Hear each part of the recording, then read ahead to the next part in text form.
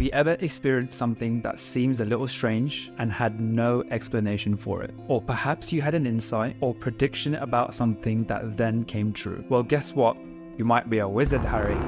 This video might be just for you. We're going to be unpacking 5 different spiritual gifts that are available to all of us and give you practical tips on how to awaken these gifts within you. It may feel like spiritual gifts are only for those special few, but we're here to show you that anyone, including you, can attain these gifts with practice and dedication. I wasn't born a psychic. Nor did I think I would do Reiki, but if you feel drawn to a particular idea, there might be a deeper reason why. We advise you to keep an open mind to these concepts.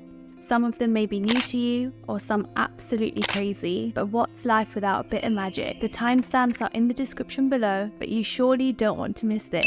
Welcome to Rico Living. I'm Saga. And I'm Manpreet. Let's get into it. The first spiritual gift that most of us start off with is our intuition.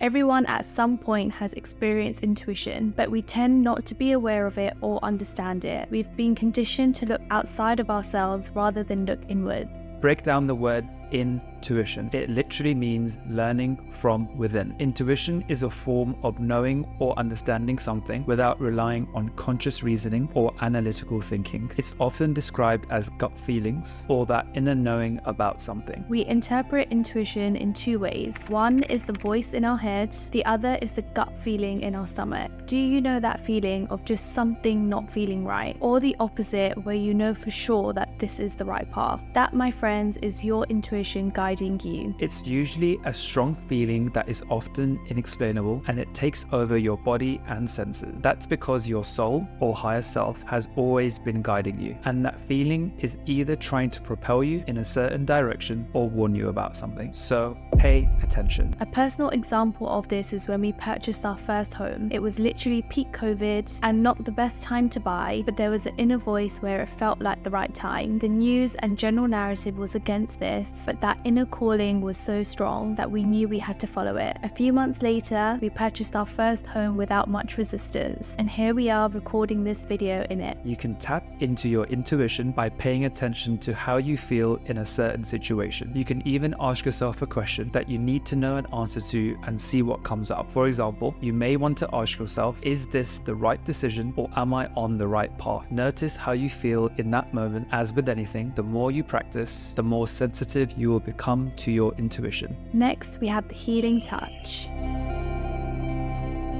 It sounds a bit like a Marvel movie, but what if Marvel is real? The healing touch is the capacity to channel healing energy through your hands. This is known as Reiki or energy healing. Reiki is the ability to tap into universal energy source and channel it through your hands to the client. The energy helps the client relax and stimulates the body's natural healing process.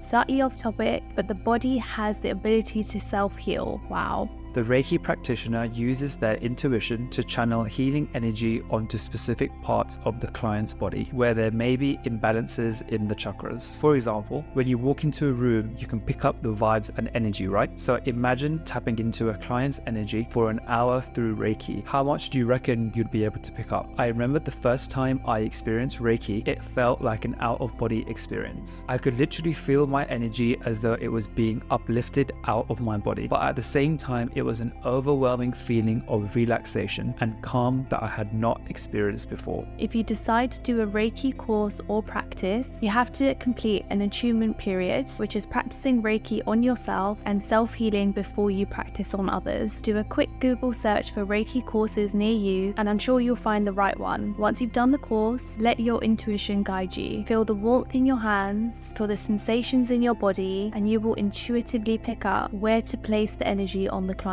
body. Number 3, we have psychic abilities and mediumship.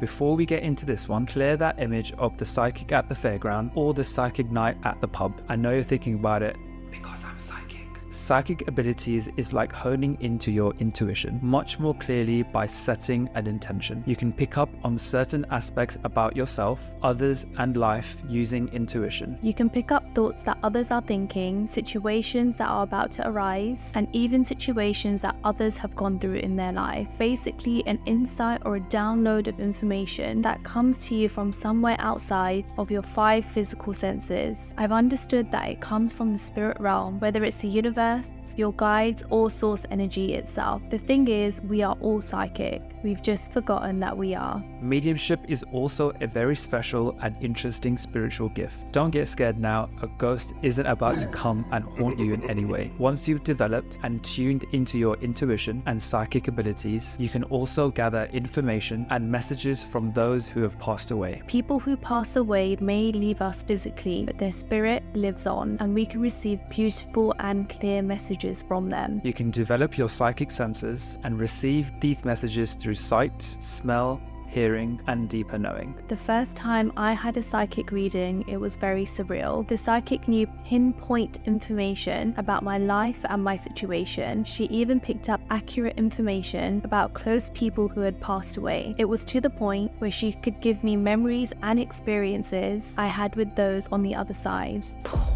After my first psychic reading, I decided to develop my own psychic abilities by going to a psychic school. An exercise that you can try out is by purchasing some oracle cards like this one and use your intuition to see if you can figure out what's on the card. Place an oracle card facing downwards, close your eyes, and set the intention that I am now picking up accurate and detailed information about this card and see what comes up. Are there any images, colors, or numbers or messages that come through? Give it a go, you might be pleasantly surprised. Number 4, dream interpretation. This one is especially fun because I know some of you probably have some wild dreams, not those sort of dreams, awkward. Ever wondered if your dreams are completely random or do they actually have meaning? I've come to understand that our dreams are actually a powerful way of learning about yourself and life.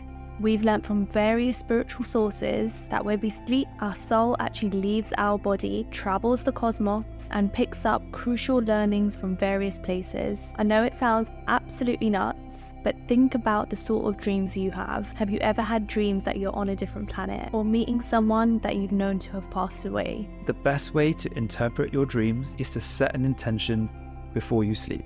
The intention is, when I wake up in the morning, I will remember in detail every dream that I have had tonight. And then when you wake up, get a notepad and write down as much as you can remember. It's important that you do this straight away because you'll likely forget once the day progresses. The more you do this, the more you'll be able to pick up patterns in your dreams and even receive vital information and answers about your life and which direction to go in. And this brings us to the final spiritual gift, channeling. We were a little reluctant to put this one in because it can be met with a lot of skepticism, but it is a very powerful spiritual gift.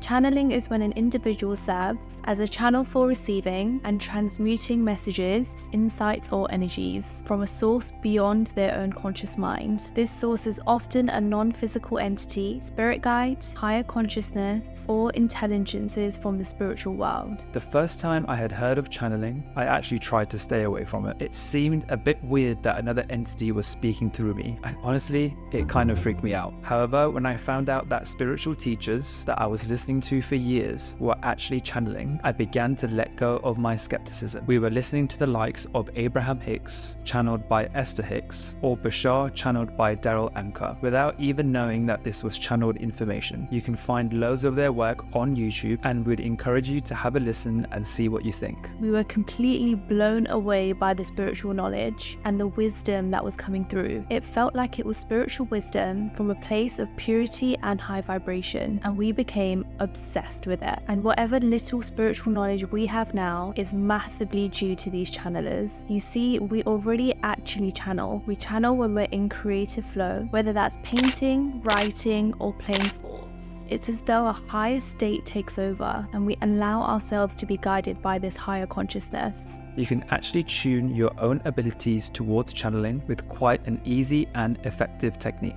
I learnt this while listening to a Lee Harris podcast, and the technique is to just take a few deep breaths, Close your eyes and set the following intention. What does my soul want to tell me today? Open your eyes and start writing anything that comes through. The key is not to stop and think about it too much. Just keep writing. So there you have it, 5 powerful spiritual gifts that are available to all of us. Remember, these gifts tend to come naturally as you deepen your own spiritual practice, and whichever one is meant for you will keep on calling you. Thanks for watching. If you've liked this video, don't forget to like, comment, and subscribe to this channel.